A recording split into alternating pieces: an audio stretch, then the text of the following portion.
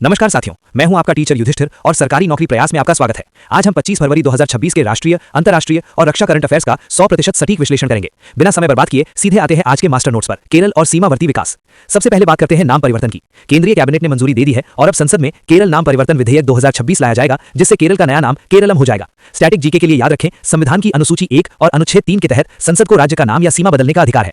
इसके अलावा गृह मंत्री अमित शाह ने असम के नाथपुर गांव से सीमावर्ती गांवों के विकास का दूसरा चरण लॉन्च किया है। इसका लक्ष्य 16 राज्यों और 2 केंद्र शासित प्रदेशों के गांवों का विकास करना है, जिसके लिए 69,154 करोड़ रुपए का निवेश किया जाएगा। जल सुरक्षा और हरित ऊर्जा। देश में कैश सप्लाई और बैंक लेन देन को साइबर खतरों से बचाने के लिए रिजर्व बैंक यानी आरबीआई ने भुवनेश्वर ओडिशा में देश का दूसरा सुरक्षित डेटा सेंटर लॉन्च कर दिया है। याद रखिएगा, पहला सेंटर खारघर, नवी मुंबई में है। हरित ऊर्जा की बात करें तो वारी एनर्जीज द्वारा आंध्र प्रदेश के अनकापल्ली में 8,175 करोड़ रुपए के निवेश से भारत की सबसे बड़ी लिथियम बैटरी फैक्ट्री लगाई जा रही है। विशेष बिहार, झारखंड, नागालैंड। बिहार के मुंगेर जिले में अंतिम सक्रिय माओवादी सुरेश कोड़ा के सरेंडर के बाद बिहार को आधिकारिक रूप से नक्सल मुक्त राज्य घोषित कर दिया गया है। झारखंड के चतरा में हिंदू, बौद्ध और जैन धर्म का त्रिवेणी संगम कहलाने वाला राजकीय ईंटखोरी महोत्सव आयोजित हुआ है। साथ ही पलामू टाइगर रिजर्व में संरक्षण के लिए 18 महिलाओं को वन्यजीवी दीदी पहल के तहत 3,000 रुपए प्रति माह पर नियुक्त किया गया है। उधर पूर्वोत्तर का पहला चावल महोत्सव 26-27 फरवरी को पारंपरिक धान किस्मों के संरक्षण के लिए मनाया जा रहा है। वैश्विक कूटनीति। नई दिल्ली में लोकसभा स्पीकर ओम बिरला ने वैश्विक मैत्री समूहों ग्लोबल पार्लियामेंट्री फ्रेंडशिप ग्रुप्स का गठन किया है। इसका उद्देश्य 60 से अधिक देशों के संसदों के बीच सीधा संवाद मजबूत करना है। इसके अलावा इंडिया एआई इंपैक्ट समिट में भारत और अमेरिका के बीच पैक्स सिलिका अलायंस पर हस्ताक्षर हुए हैं, ताकि दुर्लभ खनिजों रेयर अर्थ मिनरल्स के लिए चीन पर निर्भरता कम की जा सके। नेतृत्व। अंतर्राष्ट्रीय स्तर पर डोनाल्ड ट्रंप की अध्यक्षता में बोर्ड ऑफ पीस की पहली बैठक हुई है, जिसका फोकस गाजा शांति पर है। भारत इसमें पर्यवेक्षक यानी ऑब्जर्वर देश के रूप में शामिल है। नीदरलैंड में रॉब जेटन सबसे युवा और पहली खुले तौर पर गे प्रधानमंत्री बने हैं। पर्यावरण की दृष्टि से एक बुरी खबर है, ऑस्ट्रेलिया के हर्ड द्वीप पर पहली बार जेंटू पेंगुइन H5N1 यानी बर्ड फ्लू से संक्रमित पाए गए हैं।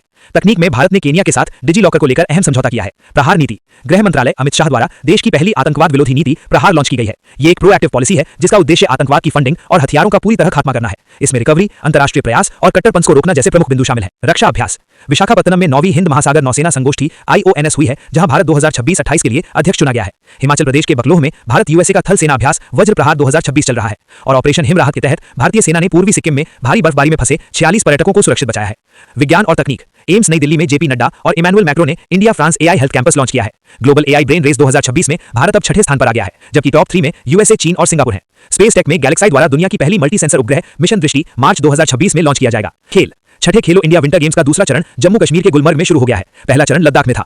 टेनिस में ITF W100 बेंगलुरु का खिताब बेल्जियम की हेने वॉन्डे विंकल ने भारत की श्रीवल्ली को हराकर जीता है। 79वें बाफ्टा अवार्ड्स 2026। 79वें बाफ्टा अवार्ड्स में बेस्ट फिल्म का award one battle after another को मिला है। बेस्ट एक्टर रॉबर्ट आरामाओ और बेस्ट एक्ट्रेस जेसी बकले रही हैं। हमारे लिए गर्व की बात है कि भारत की मणिपुरी फिल्म बूंग को बेस्ट चिल्ड्रन फिल्म के लिए स्पेशल मेंशन मिला है। महत्वपूर्ण दिवस। 22 फरवरी को विश्व चिंतन दिवस, थीम आवर फ्रेंडशिप। 23 फरवरी को विश्व शांति और समझ दिवस और 24 फरवरी को केंद्रीय उत्पाद शुल्क दिवस मनाया गया। NEF रेलवे के दीमापुर, अलीपुरद्वार, कोकराझार, गोकुलगंज और न्यू मॉल स्टेशनों को FSSAI द्वारा ईट राइट स्टेशन का दर्जा दिया गया है। बजट 2026-27। अंत में बजट का क्विक रिकैप। व्यापार या मौद्रिक के लिए आधार वर्ष 2022-23 और CPI के लिए 24 तय किया गया है। MSME विकास निधि के लिए 10,000 करोड़ रुपए दिए गए हैं। नई पहलों में भारत विस्तार यानी एग्री AI और ऑरेंज इकोनॉमी यानी कंटेंट क्रिएटर्स शामिल हैं और राज्यों को कर में 41% हिस्सा दिया गया है। आउटरो। तो साथियों, ये थे आज के सबसे महत्वपूर्ण करंट अफेयर्स। नोट्स बनाते रहिए और रिवीजन करते रहिए। मिलते हैं अगली क्लास में। जय हिंद।